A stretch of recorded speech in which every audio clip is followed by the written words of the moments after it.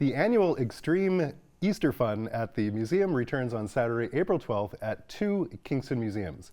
This family-friendly event is designed for all kinds of ages, and here to tell us how we can be part of the Easter Fun are Anna Collette, Programming and Communications Coordinator at the Museum of Healthcare in Kingston, and Alexa Grandy, Museum Coordinator at the Murney Tower Museum. Welcome. Spring is here. It's the annual time for the annual Extreme Easter event. Why don't you tell us a little bit about what's going on at the museums? We're coming together, the two museums, to have an Easter event for any ages. Anyone can come in.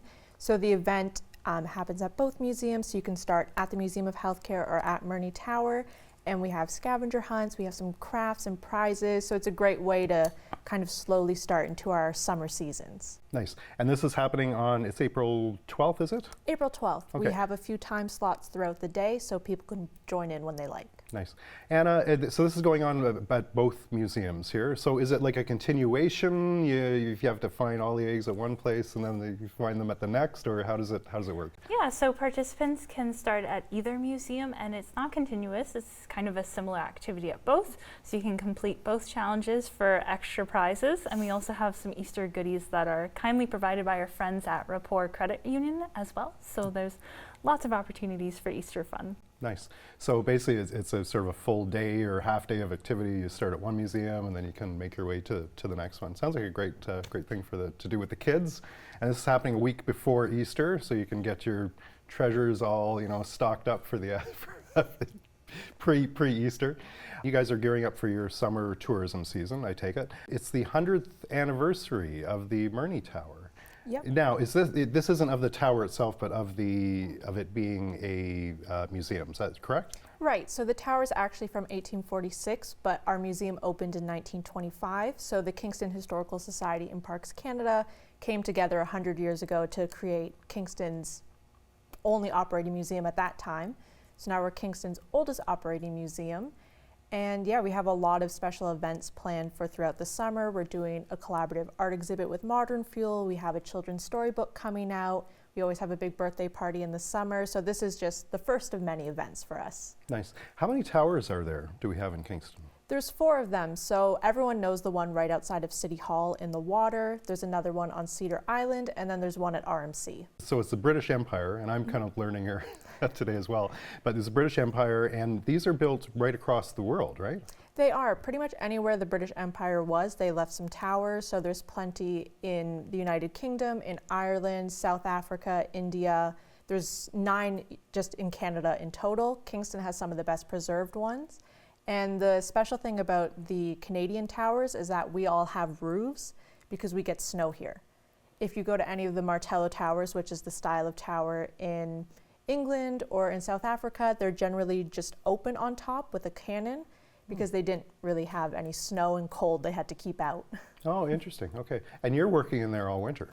Sometimes we pop in. Most of the time I'm working at home where it's nice and warm for me, okay. Better internet connection. Got it. All summer we're there 7 days a week. And it's still a little chilly in the summer, but it's a lot of fun just being able to have your office and like in a historical building and being able to talk to people and show them around. Nice. Anna, why is it important for kids to learn history? History can teach us a lot about what's happening currently, and I argue that you can't really understand our present without looking backwards. So here at the Museum of Healthcare, we talk about healthcare history, and all the time visitors will tell me, I can really see the links to today and even question what practices today will seem outdated in the future. So it really brings a lot of questions to the forefront for kids. Nice, and ways to make it fun too, of course, things like the Extreme Easter Egg Hunt. There's a bigger event coming up this year. This is Jane's Walk. Do you want to talk a little bit about this? Yeah, so we're participating in Jane's Walk Kingston, which is a series of outdoor walking tours all throughout Kingston the first weekend of May. The schedule is just being released and tightened up, but we will be leading an outdoor walking tour that goes around Kingston General Hospital and Queen's University, talking about Kingston's medical history, and the event altogether is organized in honor of Jane Jacobs, who was an urban preservationist and trying to honor the architectural history in Kingston. Interesting. And this walk originates in Toronto. Is that where it starts? Is that right? Or? Yes, so much of her work in Canada was centered around Toronto, so I believe that is where the organization first picked up, but lots of cities throughout Canada participate as well. Okay. What else can you tell us? Any like interesting facts or things that may not be that people may not be aware of at the museum? Just kind of a cool thing that they can see. They're not going to see on a regular day. There's, 100 years of history. That's a really good question. Now, this is a fun fact that I use a lot on our tours, so sorry if some people have heard it before, but when soldiers used to be stationed in the tower, when it was in operation back between the 1840s and the 1880s, we actually had a baby born in the tower named Murney May. She was born in 1882 right there in the tower while her father was the sergeant on duty. Oh, isn't that something? Yeah. Okay. Maybe there'll be a baby born there. Let's hope not.